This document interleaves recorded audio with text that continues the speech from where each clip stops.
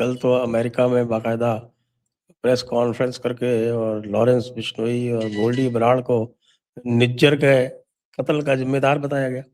वो पुरानी बातें जो थी सारी की सारी, जिसमें सीधे मोदी को अक्यूज किया जा रहा था, वो कहाँ रह गई अब। और उसके साथ साथ साहब आपके कोई इंस्पेक्टर साहब हैं पंजाब पुलिस के, उनका भी नाम आ रहा है। तो थोड़ा सा जरा हमें खुलासा करें कि ये जो international fame oblique D fame है, तो उससे हमारी सरकार जो है बैठी हुई वहाँ पे आपकी आम आदमी पार्टी की, उसके ऊपर कोई जूं रेंग रही है, नहीं रेंग रही है? सत श्रीकाल, नमस्ते, जय हिंद सर। देखो, जूं ता की ना देता कीड़ी भी नहीं रेंगदी, कुछ नहीं रेंगदा जी ना दे। ये है जी मोटी चमड़ी वाले गैंडे, ये बहुत मोटी चमड़ी है इनकी। आप इस बात का अंदाजा यहां से लगा लें कि जो गैंगस्टरिज्म है पंजाब के अंदर आज, एक्सटॉर्शनिज्म है जो, वो एक नई मतलब पीक पे जा रहा है। और मैं अपने आंकड़े नहीं दे रहा आपको, मैं आंकड़े दूंगा आपको जो पंजाब पुलिस के चीफ गौरव यादव ने, डीजीपी पंजाब पुलिस ने दिए हैं। वो कह रहे हैं कि साहब, हमारे पास यहाँ पे पंजाब में 400 से 500 गैंग्स ऑपरेट करती हैं और 8 से 9 हजार गैंगस्टर जो है वो हमारे रडार पे है। अब आप स्टेट का साइज देख लीजिए पंजाब का, और उसमें 9 हजार गैंगस्टर्स और 500 गैंग्स, और ये स्टेटमेंट जो है वो पंजाब का डीजीपी दे रहा है। अब वो एग्जैजरेटेड है, एग्जैक्ट है, उसका क्या मोटिवेशन है पीछे, I don't know. But the mere fact that there is admission from the administration कि इतने नंबर में यहाँ पे गैंगस्टर्स ऑपरेट कर रहे हैं, तो अगर वो ऑपरेट कर रहे हैं तो 9 हजार आदमी कैसे सरवाइव कर रहा है? वो कहीं ना कहीं से तो पैसे उठा रहा होगा, कहीं ना कहीं से तो एक्सटॉर्शन कर रहा होगा। 500 गैंगे चल रही हैं, तो वो गैंग्स का जो उगराई है वो तो फिर जनता से ही हो रही है, लोगों से ही हो रही है। So it is explicitly clear कि पंजाब की लॉ एंड ऑर्डर सिचुएशन इस वक्त बहुत खराब है। और ऊपर से जो ऑपरेशन हार्ड बॉल करके एक एफबीआई ने लॉन्च किया था ऑपरेशन, उसमें ट्रैप में आ गया ये गुरजिंदर जीत सिंह नागरा।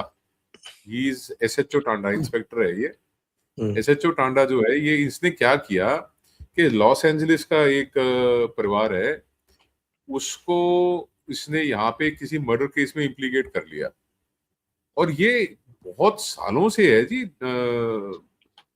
संजय जी, आपको अगर पंजाब की सिचुएशन से अगर आप अवेयर हो, तो किसी का जमीन का डिस्प्यूट होता है, किसी का मकान का डिस्प्यूट होता है, किसी का लेन देन का डिस्प्यूट होता है, किसी का वैसे ही फैमिली फ्यूड होता है, तो वो क्या करते हैं कि यहाँ पे एनआरआईज के खिलाफ पर्चे दर्ज करा देते हैं, सो दैट द अच्छा। Moment they land in India आते ही अरेस्ट हो जाए वो, और they settle their scores with them कि भैया अगर तुमने ये हमारे साथ फैसला ना किया, then this FIR will continue. तो लोग कई हो तो दबाव में आगे फैसले कर लेते हैं, कई जो है वो लड़ते हैं। तो ये दोनों तरफ की बातें हैं, but this is a hard fact कि पुलिस का जो मिस यूज है पंजाब में, वो कभी से हो रहा है, for ever, it is since for ever.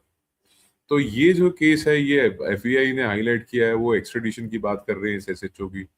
तो इसने $4 लाख की जो है वो ब्राइब की डिमांड की। वो 4 करोड़ रुपए होते हैं जी। 4 लाख रुपए, 4 lakh dollar, almost there, somewhere there. तो ये स्थिति जो है वो है ग्राउंड के ऊपर। ये गैंगस्टरिज्म है, एक्सटॉर्शनिज्म है। और एक्सटॉर्शन में जब वो कहते हैं कि अगर बाड़ी खेत को खाने लग जाए तो फिर खेत को कौन बचाए? तो पुलिस का काम है उसको प्रोटेक्ट करना, सिटीजन्स को। पुलिस ही जो है वो गैंगस्टर्स के साथ और क्रिमिनल्स के साथ। और इसमें बड़े क्लियरली कहा है कि जो जग्गू भगवानपुरिया गैंग है, या जो लॉरेंस बिश्नोई गैंग है, या ये जो गोल्डी बराड़ है, इनके साथ पुलिस वाले कई हैं जो एसोसिएटेड है। और ये जो पर्टिकुलर अफसर है, इसको एफबीआई ने जग्गू भगवानपुरिया से एसोसिएट किया है। एंड माइंड यू, ये लॉरेंस है चाहे जग्गू भगवानपुरिया है, ये जेल में है लोग। Goldy Brar is abroad. तो ये कैसे कोऑर्डिनेट करते हैं, ये पैसा कैसे पिक होता है, कहाँ दिया जाता है, और कैसे इसके अंदर ये अपना मनी लॉन्डर करते हैं, that is a case of investigation. तो बिल्कुल ये तो पॉसिबल ही नहीं है जब तक कि कोई पुलिस का और जेल अथॉरिटीज जो है उनसे मिली नहीं हो। तो सर आप देख लो ना, सीआईए में था बिश्नोई पंजाब पुलिस के कब्जे में, जब उसने इंटरव्यू दिया था अपना, तो he was in hmm. Police custody. अब ये कहने को आम आदमी पार्टी वाले जो मर्जी बोले, ये कह देंगे कि साहब ये उधर गुजरात की जेल में है, तो इसको संरक्षण प्राप्त है भाजपा का, गृह मंत्री का। तो जब तुम्हारे पास था खरड़ में, सीआईए खरड़ में, तब उसका इंटरव्यू कैसे हो गया भाई जगमिंदर पटियाल के साथ? जगमिंदर पटियाल के साथ बड़ा फेमस हुआ उसका इंटरव्यू, वो कैसे हुआ?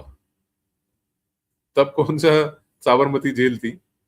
पंजाब के होम मिनिस्टर भी भगवंत मान है, चीफ मिनिस्टर भी भगवंत मान है, पुलिस सीधे सीधे इसके अंडर है। बताओ who is hand in glove? सच्चाई ये है कि आम आदमी पार्टी ने जब 2022 का इलेक्शन लड़ा, इन्होंने जेलों के अंदर भी अपना प्रचार किया, इन्होंने गैंगस्टर्स का सपोर्ट लिया, और अब ये पे बैक का टाइम है उनके लिए, चाहे वो खालिस्तानी हो चाहे गैंगस्टर्स हो। जेल के अंदर प्रचार किया? Are you serious? Yes yes yes yes, settings हुई थी भाई इनकी गैंगस्टर्स के साथ। आप क्या बात कर रहे हैं? आप मेरे को बताओ ना कि जिस वक्त इनको सपोर्ट दिया इसने पन्नू ने, गुरपतवंत पन्नू ने, उस वक्त उसने क्या कंडीशंस रखी थी? ना, उसने कहा था ना कि कुछ लोगों को छोड़ने के लिए। हाँ, कुछ लोगों को छोड़ने के लिए और हमारे को फ्री रन देने के लिए कि हम खालिस्तान का प्रचार करेंगे, कुछ लोगों को छोड़ना है आपने। जब बाद में कहा कि इन्होंने 16 काम मिलियन नहीं डॉलर किया है। लिए सर, 16 मिलियन डॉलर लिए उससे। वो तो उसने खुद ने एक्सपोज किया था।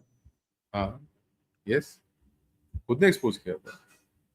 और ये तो निरंतर है, मतलब सरकार बनने के बाद भी जब इनका जो स्पीकर है ये जब कनाडा जाता है पंजाब असेंबली का, तो ये खालिस्तानियों को मिलता है।